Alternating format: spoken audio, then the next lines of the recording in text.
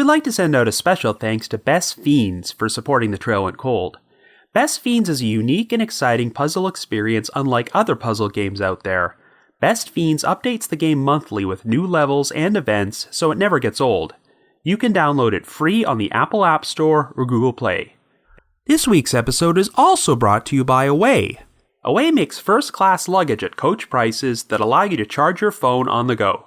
To learn more, go to awaytravel.com/cold.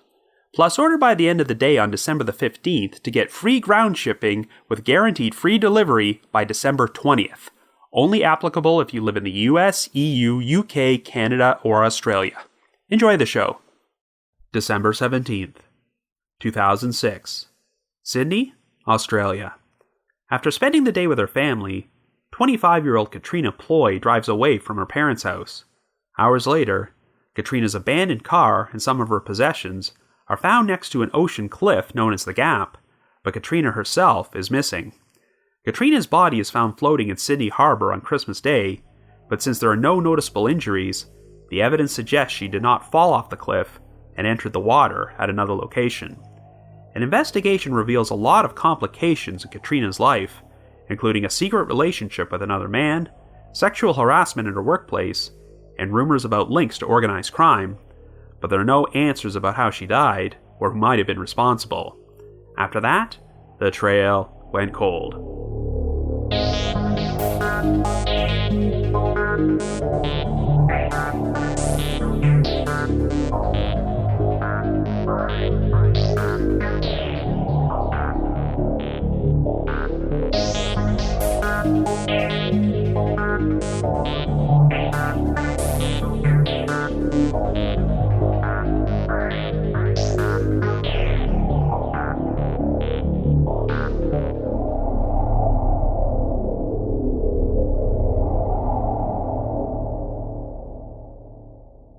Hello everyone, and welcome to our latest episode of The Trail Went Cold. I'm your host Robin Warder, and today we're traveling down under to Australia to cover a very unusual holiday-themed mystery, the 2006 death of Katrina Ploy.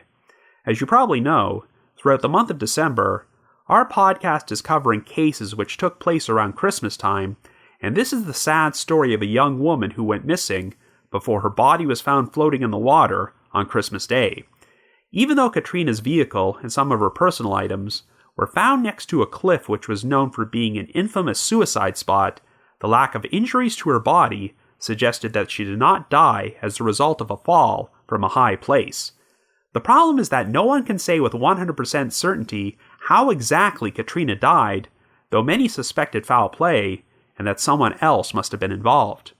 Until about a month ago, I had never even heard of this case, but I just happened to come across a post about it on the Unresolved Mysteries subreddit while doing a search for Christmas-themed mysteries, and I soon found myself getting pulled into a rabbit hole.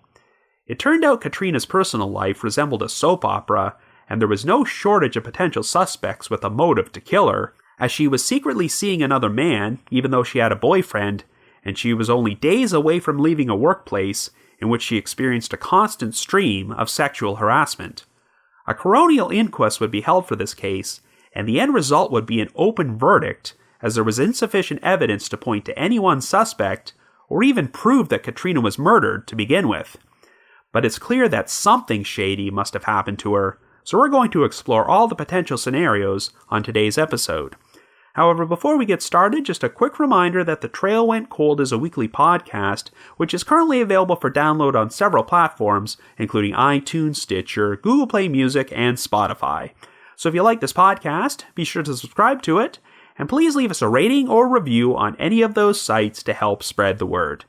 The Trail Went Cold is on Patreon, so if you would like to learn how to support the show, please visit our page at patreon.com/thetrailwentcold. For as little as $1 a month, you can garner access to exclusive rewards, which may include stickers and thank you cards, early access to episodes, and bonus content. So with all that out of the way, let us now delve into the unexplained death of Katrina Ploy.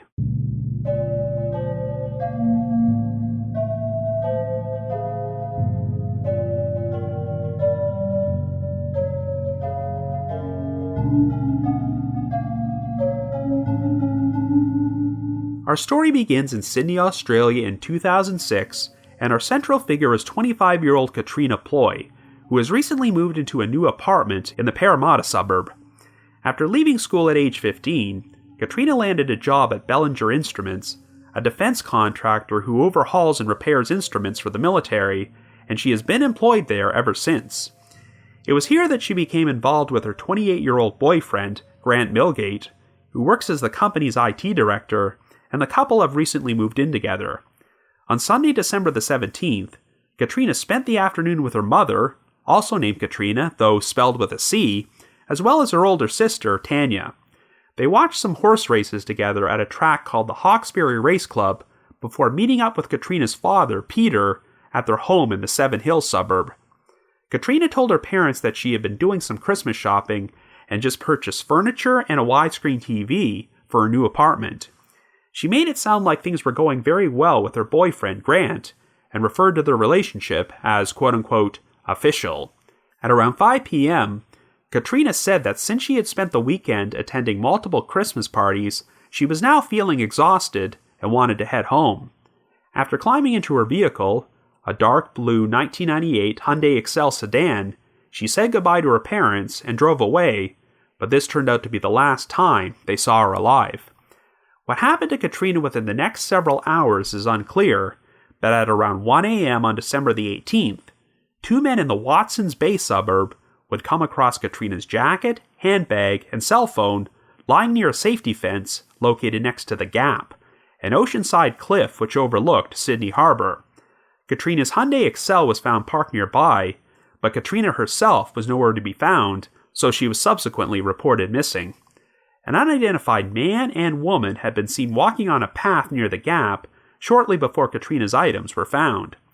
Since the location was over 30 kilometers away from Katrina's apartment in Parramatta, no one could figure out what she might have been doing there. While nothing was missing from Katrina's handbag, some neatly folded work clothes were found on a hanger inside her vehicle, which suggested that she might have been planning to spend the night somewhere before heading into work the following morning.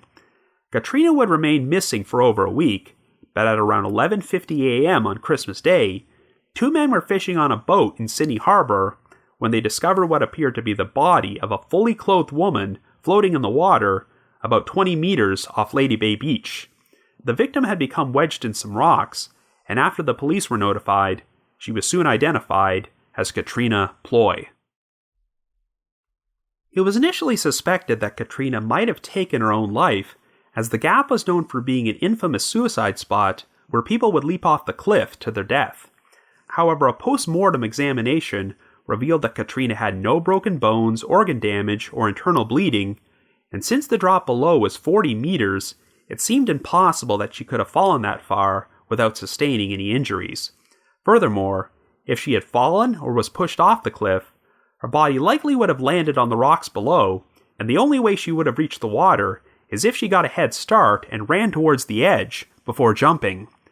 Another issue is that Katrina was found near Lady Bay Beach, which was located on the other side of the peninsula.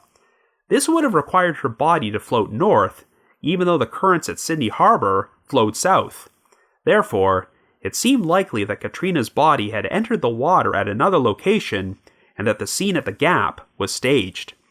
An autopsy revealed that Katrina had alcohol and ecstasy in her system, though it was not a large enough amount to have been fatal, and while there was water in her lungs, it was unclear if it was a large enough amount to prove she had drowned. As a result, detectives from two different units joined together to form Strike Force Beverage, who would investigate Katrina's death as a possible homicide and uncover a number of interesting things about her personal life. At the start of 2006, Katrina had broken up with a real estate sales consultant named Joel Hollings.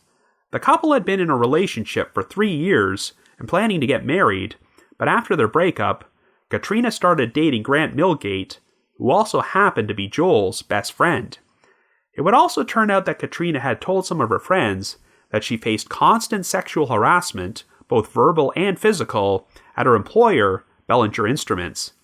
In fact, Katrina had recently turned in her resignation and only had 4 more days left to work there before she went missing.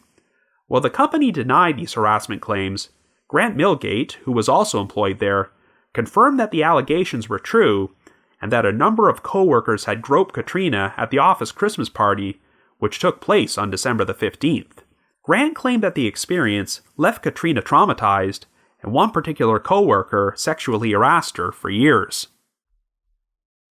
But the most interesting revelation occurred when investigators attempted to retrace Katrina's movements after she left her parents' house on December the 17th. An eyewitness remembered seeing Katrina that night in a tattoo parlor located on Great Western Highway in the Wentworthville suburb. Her sister Tanya recalled a conversation she once had where Katrina told her that she was interested in getting a tattoo, but Tanya laughed it off at the time since she thought that sounded quite out of character for Katrina. Well, it turned out that Katrina had formed a friendship with the tattoo parlor's owner, Adam O'Brien. They apparently first met at a gym, and while it was not conclusively established that Katrina and Adam were having an affair, witnesses had seen them together socially. Adam was years older than Katrina, and a former biker who had been a sergeant-at-arms with a Banditos motorcycle club. This took her family by surprise, since they never thought she would hang out with someone like him, but phone records would show that Katrina made around 50 calls to Adam in the month prior to her death. There were also a lot of questions about how Katrina's car wound up in Watson's Bay, but it would turn out that she had visited the area no less than 4 times in late November and early December prior to her death. Sometimes she traveled there by taxi, and one of the cab drivers would recall overhearing a cell phone conversation in which Katrina told someone that she was planning to meet them at Watson's Bay. On the night of her disappearance, the electronic toll tag in Katrina's Hyundai Excel recorded it as having been driven east through the Cross City Tunnel at 10:40 p.m., just over 2 hours before the vehicle was found abandoned. 2 months prior to her death, Katrina had withdrawn more than $24,000 in cash from her bank account, and while it's believed that some of it was reinvested, I'm not entirely sure if all the money was ever accounted for. But things got even stranger after Katrina's death when some of her friends started telling her parents that Katrina had developed links with powerful people associated with organized crime. They would not provide any more specific details because they apparently feared for their own lives, but one person warned Katrina's father that he would be putting the lives of himself and his wife at risk if he investigated any further. Well, in August of 2010, the case would be subject to a 4-day coronial inquest in which numerous theories about Katrina's death were presented. Her family did not believe she committed suicide, and numerous witnesses would share their thoughts on the matter. A drug expert testified that the presence of ecstasy in Katrina's system seemed to go against the theory that she committed suicide, since he believed that people generally took the drug to make themselves feel good. Katrina's former boyfriend, Joel Hollings, did testify that 6 weeks before her death, Katrina had talked to him about having suicidal thoughts, largely because of the sexual harassment from her workplace, though Joel did not believe she was serious. He theorized that the situation may have led to Katrina becoming involved with Adam O'Brien because she needed someone outside her close circle of friends to talk to. However, Joel always expressed his belief that Adam functioned as a mentor to Katrina and that they were not romantically involved. Adam declined to give a formal statement to police and chose not to testify at the inquest. Instead, Adam's attorney sent a formal letter in which he exercised his right to silence but denied having any knowledge or involvement in Katrina's death. But there were a lot more complications involving Grant Milgate. Grant was formally subpoenaed to testify at the inquest, but after failing to appear on 2 separate occasions, a warrant was issued for his arrest. Prior to the inquest, Grant had declined to be re-interviewed by police, though he sent them an email containing new information to suggest that Katrina was suicidal, which is why they wanted him to testify. Grant had expressed his belief that sharing this information could potentially put his own life in danger, and he also told police that he was living in Tasmania, which turned out to be untrue since he was still living in Sydney. Well, once word of the arrest warrant got out, Grant finally turned himself in and appeared at the inquest to testify and recount the story he had shared in his email to police. According to Grant, he had heard secondhand that Katrina made inquiries about hiring someone to kill her because she wanted to spare her loved ones the trauma of them believing she committed suicide. Katrina had apparently befriended someone who was supplying her with ecstasy and had a reputation for being a hitman. Grant believed that the $24,000 Katrina had withdrawn from her bank account was going to be used to pay for his services. At one point, the hitman allegedly left Katrina alone in a room with a gun. She then put the gun in her mouth and pulled the trigger, but discovered it was not loaded, and that the hitman had set this whole thing up to test her.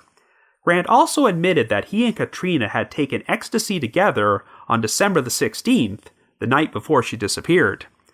The media accounts referred to this alleged hitman as quote-unquote Witness A, and he apparently was subpoenaed to give evidence at the inquest, though it's unclear if he actually did.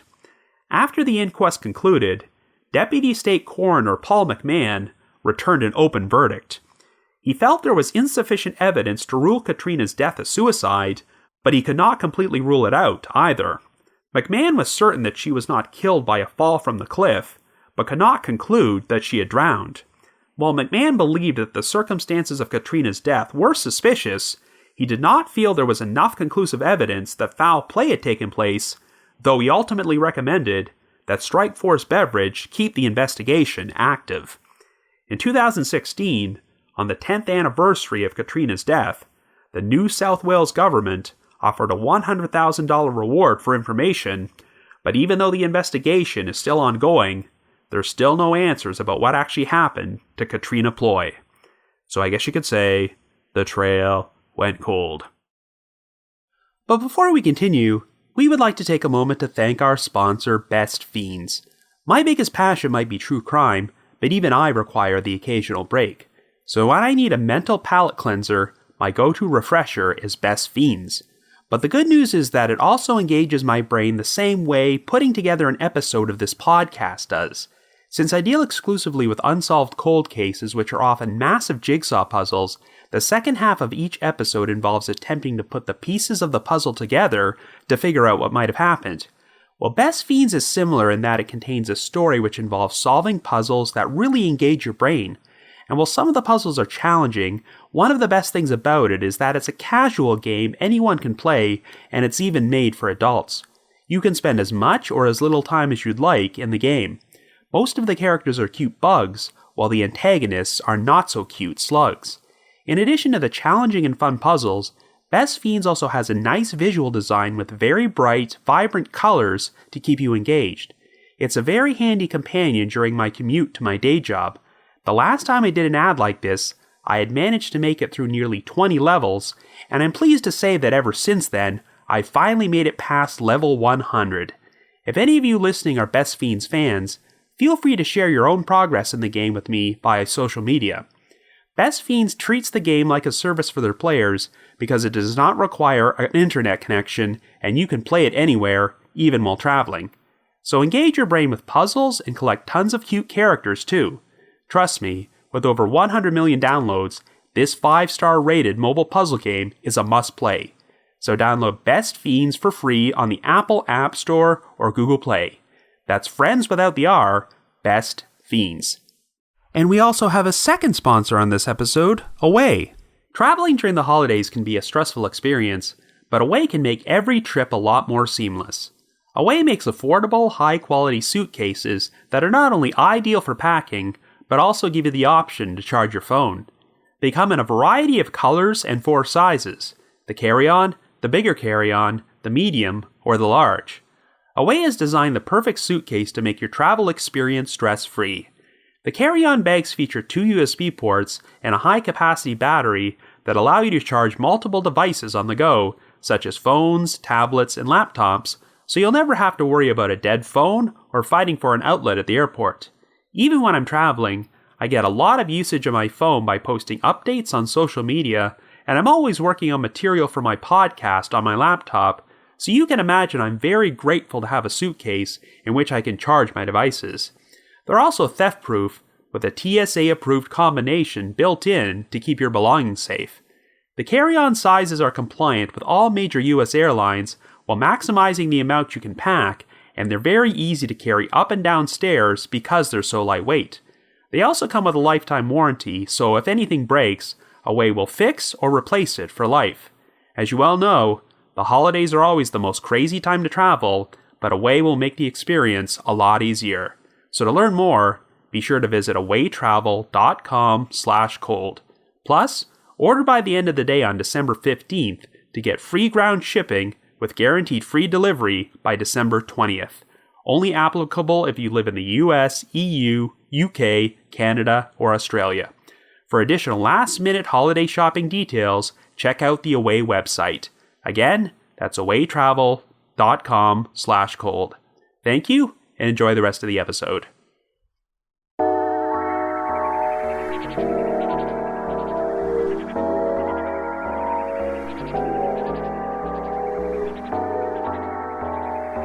So like I mentioned in the intro, I pretty much just stumbled upon this case in a post on the Unresolved Mysteries subreddit while I was searching for holiday-themed mysteries to cover during the month of December. Once I started delving into it, I decided that even if this story hadn't taken place around Christmas time, it deserved to be the subject of a Trail Went Cold episode because it's pretty bizarre. I'm wagering that most of you North American listeners have probably never heard of this case, and even though it seemed to get a decent amount of media coverage in Australia, I don't get the impression that it's particularly well known there either. On the surface, this does seem like a whodunit, in which there are a number of suspects, but it also seems like there are many pieces missing from the puzzle, and from the information we do have, I wouldn't say there's any definitive evidence to point at one person in particular. I think it's only appropriate that after a full coronial inquest, the only verdict that Deputy State Coroner Paul McMahon could deliver was an open one, because there really isn't anything to conclusively prove or disprove that Katrina was a victim of foul play. In fact, it's still pretty murky what Katrina's exact cause of death was.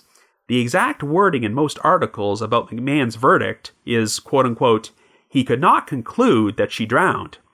If there was no water in Katrina's lungs, then that would have meant she was already dead before her body wound up in Sydney Harbour, but I get the impression that there was at least some water there, just not enough to determine if drowning was the cause of death. It seems that the only conclusive finding from the inquest is that Katrina was not killed by a fall from a cliff because there were no broken bones or any other noticeable injuries on her body. And that's a very important detail because if Katrina died at another location, then it's likely that someone else planted her vehicle and some of her personal items next to the cliffside at the Gap. Now, the Gap has become a pretty infamous location in Australia, since it's a popular spot where people have elected to commit suicide by jumping off the cliff. In the years following Katrina's death, measures have actually been implemented there in an attempt to dissuade this, including security cameras and an inward-leaning fence, and they've also installed phone booths with direct lines to a crisis support hotline, as well as billboards for non-profit organizations that assist people who are feeling suicidal. There was also a gentleman named Don Ritchie who earned the nickname the Angel of the Gap because he lived across the road from the cliffs, and whenever he saw someone he believed was trying to commit suicide, he would walk over there and attempt to talk them out of it. He saved at least 164 lives and was awarded the Medal of the Order of Australia for his efforts. The Gap also became the site of one of the most infamous criminal cases in Australian history when model Carolyn Byrne was found dead at the bottom of the cliff in June of 1995. While her death was initially ruled a suicide, her family always maintained that she was the victim of foul play. Byrne's boyfriend, Gordon Eric Wood, was eventually charged and convicted of her murder, though after serving 3 years in prison, his conviction was overturned on appeal and he was acquitted at his second trial. Experts who had testified during the Byrne case, including a physics professor and an underwater pathologist, were called in to give testimony at the inquest into Katrina's death, and they expressed their belief that Katrina did not jump or fall from the cliff. The main reason I'm sharing all this backstory about the Gap is to drive home the point that if someone wanted to stage Katrina's death to make it look like a suicide, then the Gap would have been the perfect place to do it because of its notoriety. The problem, of course, is that the evidence just does not support the idea that Katrina died there. Even if you disregard the lack of injuries, the currents at Sydney Harbour were flowing south, and Katrina's body was found north near Lady Bay Beach, and all you have to do is look at a map of the area to determine that it would have been impossible for her to float to that location.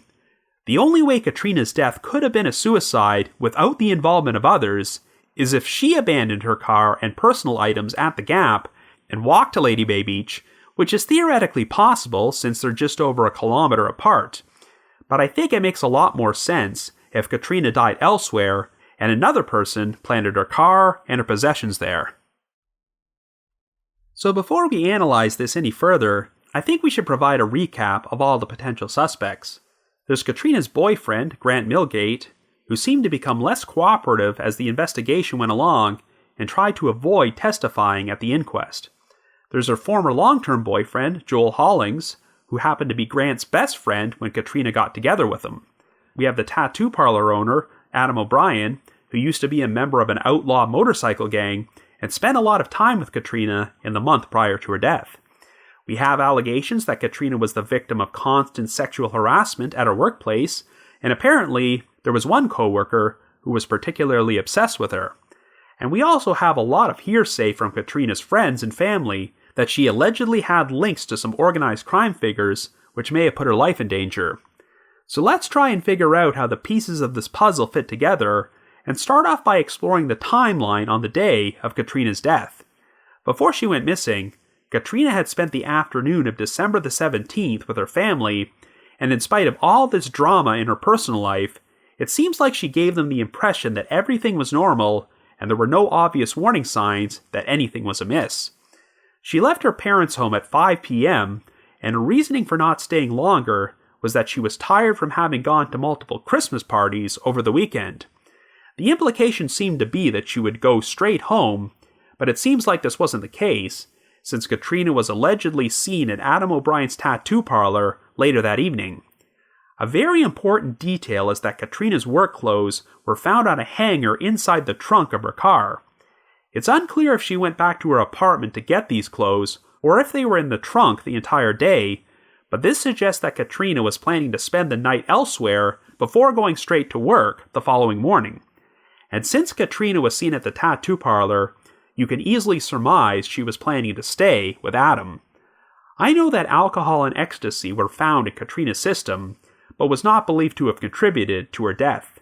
At the inquest, Grant Milgate testified that he had taken ecstasy with Katrina on December the 16th, and since it can remain in your system for a few days, we can't be certain if Katrina took any ecstasy on the evening of the 17th.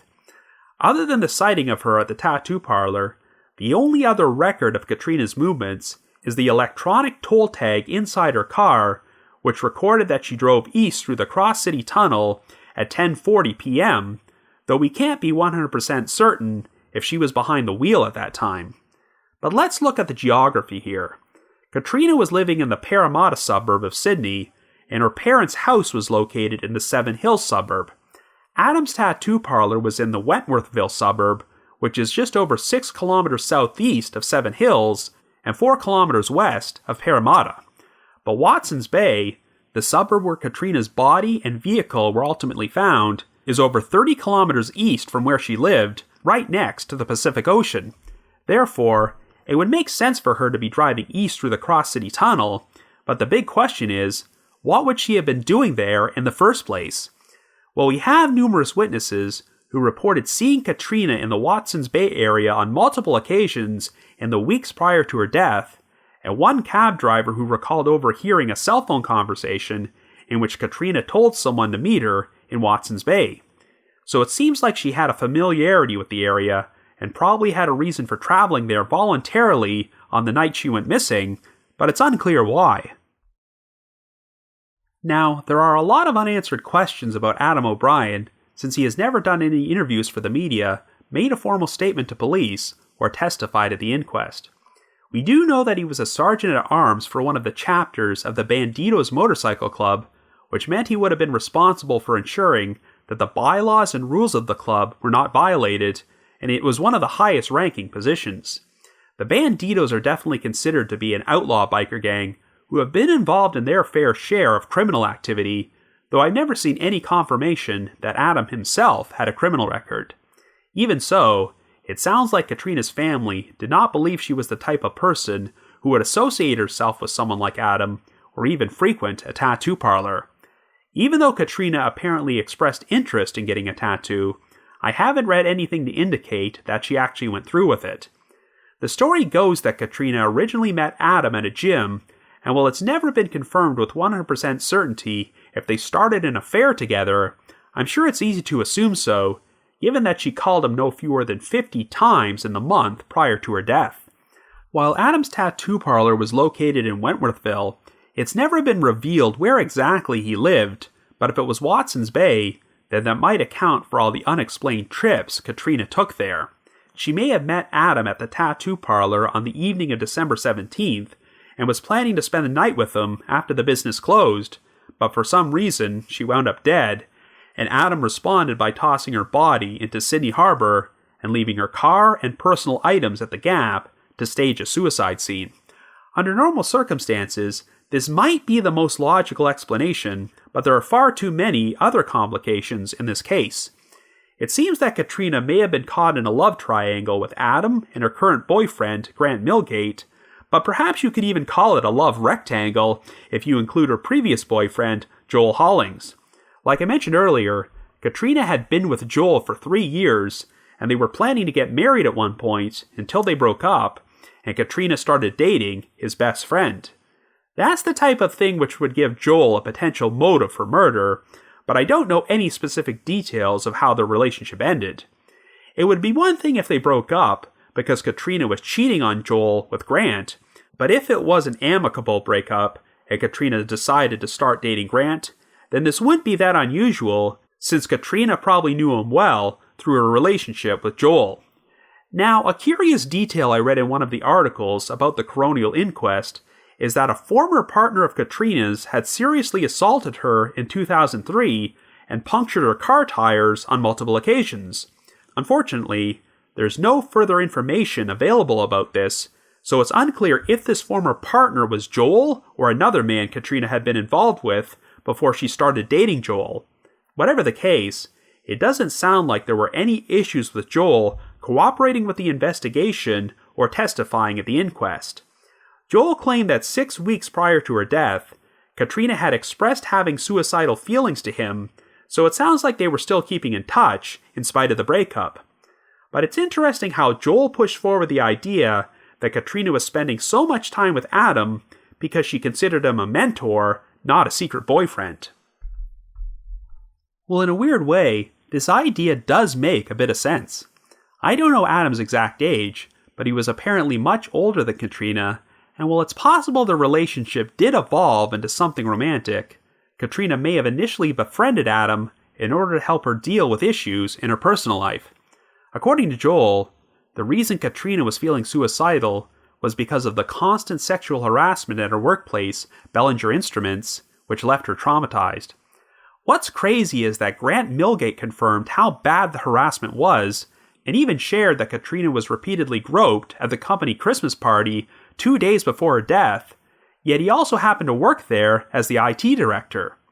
It's unclear if Grant was taking any steps to stop this harassment, but I cannot imagine standing by idly if I was working at the same company as my girlfriend and found out she was being treated this way. Perhaps Grant did little to help the situation because he feared losing his own job, and Katrina was upset that he was doing nothing to help her. But then she crosses paths with Adam O'Brien at the gym and develops a bond with him, and she starts thinking of Adam as a mentor figure whom she could talk to about her problems because no one else, not even her own boyfriend, was there for her. Now, Katrina had given her resignation at Bellinger Instruments and had only 4 days left there before she died, but it's unclear if she already had another job lined up. It's crazy to think that she left school and started working there when she was still a teenager, so Katrina may have had trouble finding alternate employment because of her lack of formal education and felt trapped in this toxic workplace. But if she was finally leaving, this may have improved Katrina's spirits and curtailed her suicidal thoughts. According to Grant, there was one particular co-worker at Bellinger who sexually harassed Katrina for years, so her decision to resign could have given him a potential motive to harm her, but since there's no other information out there about this coworker, that's all just speculation. While the angle about the workplace sexual harassment did get some coverage in the media, shortly after Katrina's death, it quickly faded away, so I'm not sure how much significance it has to this story. So now we have to talk about Grant Millgate. Under normal circumstances, there might not be much reason to suspect him, but the way he handled being subpoenaed to testify at the inquest was troubling.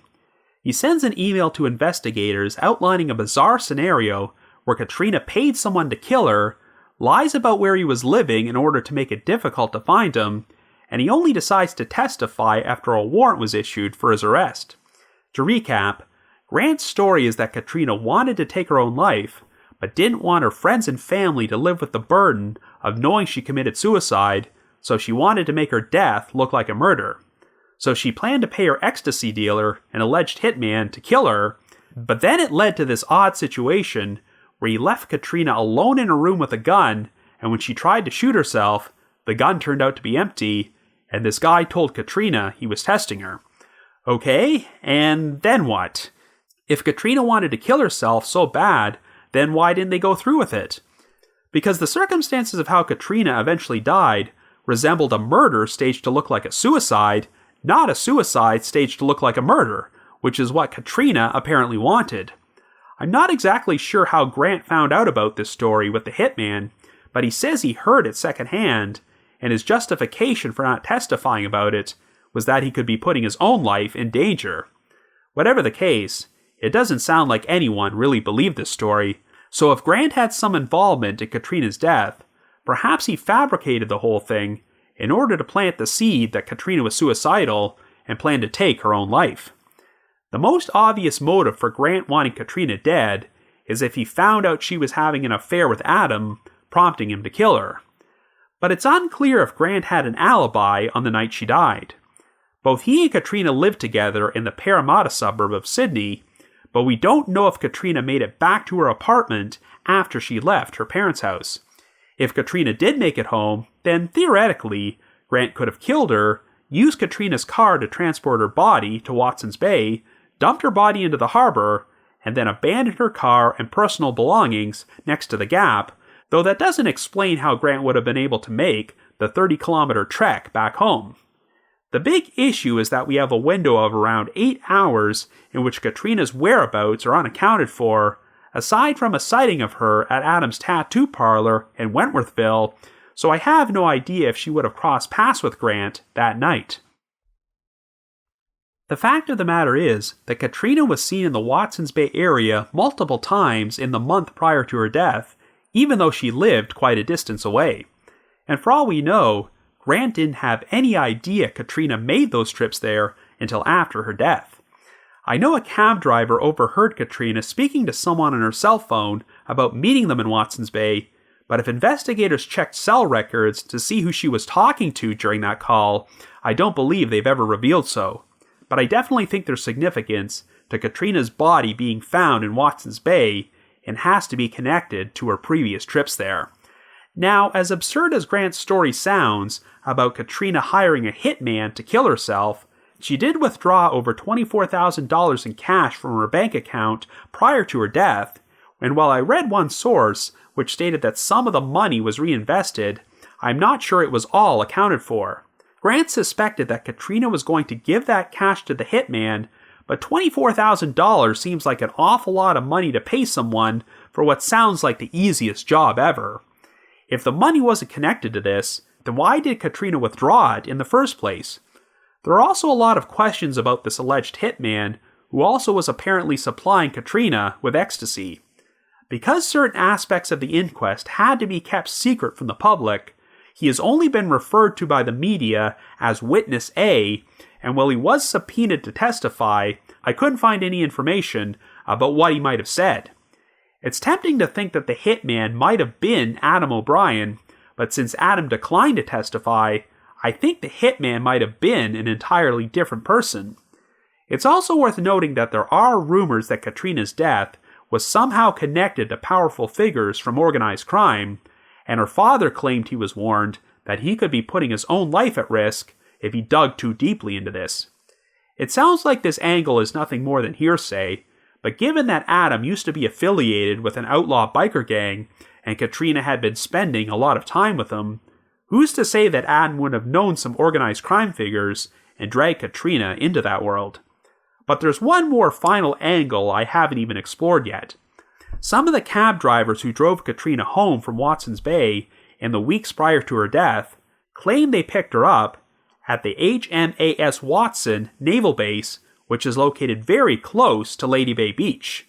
During the inquest, a woman who had been stationed there during that time period testified that she and her husband thought she recognized Katrina as a woman who had been frequenting the Junior Sailors Bar at the base, and they thought she may have been dating a sailor there. It's possible that Katrina had access to enter the base because she held a high security clearance from her job at Bellinger Instruments. One article I read in the Sydney Morning Herald stated that investigators were attempting to track down a naval officer with the last name Herman for him to testify at the inquest, but I'm not sure if they ever found him. So perhaps the reason Katrina kept making all those trips to Watson's Bay is because she was conducting a secret affair with a sailor, and maybe this is what ultimately led to her death. Overall, it seems that we only have bits and pieces to a massive jigsaw puzzle, and without more concrete information, I really can't come up with a theory to explain what might have happened here. You could assume that Katrina was murdered by a jealous boyfriend, or a secret lover, or an obsessive stalker, or someone who was involved in organized crime, but the biggest issue is that we still don't even really know how she died. There weren't any noticeable signs of murder, or enough drugs or alcohol in her system to have caused her death, but while the deputy state coroner couldn't say with absolute certainty that Katrina drowned, I'd say that's probably the most logical explanation. But was she drowned intentionally? Or was her death an accident that someone felt the need to cover up? Perhaps Katrina got into a fight with someone who pushed her into the water, but did not expect her to drown. When that happened, the responsible person decided to drive Katrina's car to the gap and stage the scene to give off the impression that her death was a suicide. It's interesting how witnesses recalled seeing a man and a woman walking on a path near the gap shortly before Katrina's personal items were found. It's possible they were just bystanders passing through the area who have no connection to the case, but if not, it's interesting that a woman was present, as no woman has ever popped up on the radar as a potential suspect. So it's possible that if there was a male perpetrator, he sought assistance from a female accomplice because he may have needed someone to drive him away from the scene after he abandoned Katrina's vehicle. I really don't think there's enough compelling evidence to point to one suspect in particular, but Adam O'Brien was the person Katrina was seen with on the night of her death, and he has never gone on the record with anyone. That doesn't necessarily mean he's guilty, but hearing his side of the story might help put some of the pieces of this puzzle together. I do have a gut feeling that even if Adam wasn't directly responsible for Katrina's death, he knows more than he's letting on. Anyway, when a press conference was held about this case on the 10-year anniversary of Katrina's death, her sister Tanya commented on what a difficult time the holidays had become for her family, since they would always associate Christmas Day with Katrina's body being found, so after all these years, they are desperate to receive some answers about what happened to her. There was still a $100,000 reward for information, and it seems like the biggest break this case might need is for someone to come forward. So if you happen to have any information on the unsolved death of Katrina Ploy, please contact the New South Wales Crime Stoppers. But if you just have your own thoughts about what happened, feel free to leave me a comment or send me an email to robin.warder@icloud.com. That's robin.warder@icloud.com.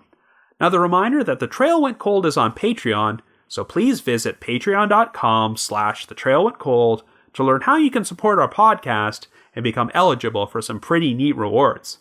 We produced a bunch of exclusive bonus episodes for our patrons in tiers 2 and 3, and this past month, our bonus episode covers a very rare final appeal case which was featured on Unsolved Mysteries about the controversial conviction of Thomas Drake for the attempted murder of his wife, Nancy Drake. And for our patrons in tier 3, I've also recorded another new audio commentary track which can be played over a classic episode of Unsolved Mysteries. So to learn more information, feel free to visit our Patreon page. I'd also like to take a moment to give a shout out to our most recent listeners who have signed up to support us on Patreon this week, and they are RNS, Megan M, and Stacey I. Thank you all so much for your support. And before I bring this episode to a close, I'd like to play a promo for a podcast I'm sure you'll love, which covers classic episodes of unsolved mysteries. Here is the Resolved Mysteries podcast. Hi, we're Eliza, Allison, and Carlin, and we're the hosts of Resolved Mysteries podcast. Our podcast follows the 80s and 90s television show Unsolved Mysteries, hosted by Robert Stack. We have a love for true crime and the unsolved. If you don't remember Unsolved Mysteries, we forgive you, but you don't have to know to get into our show. If you like true crime stuff, ghost stuff, alien stuff, or just stories about weird shit like Bigfoot, this is your podcast. The stories we cover range from totally ridiculous to truly heartbreaking. We do detailed research on all of the segments that Unsolved Mysteries aired, then drink some wine and give you the latest updates on every case. We talk about stories that will leave you laughing, crying, and occasionally outraged. Resolved Mysteries podcast is available on Apple Podcasts, Stitcher, or wherever you get your favorite pods. Join us and perhaps you may be able to help solve a mystery.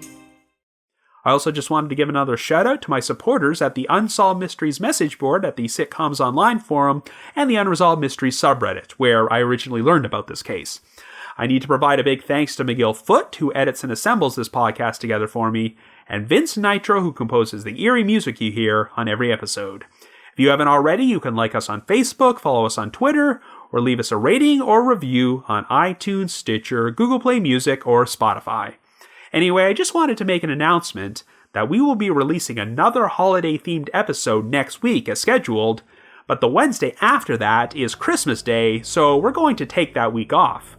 Our next scheduled episode will come out on Wednesday, January the 1st, 2020, and it will be a special update episode in which I discuss all the cases from The Trail Went Cold which have since been solved or experienced some major developments. So have yourself a good week and join us next Wednesday for our last holiday-themed episode of The Trail Went Cold.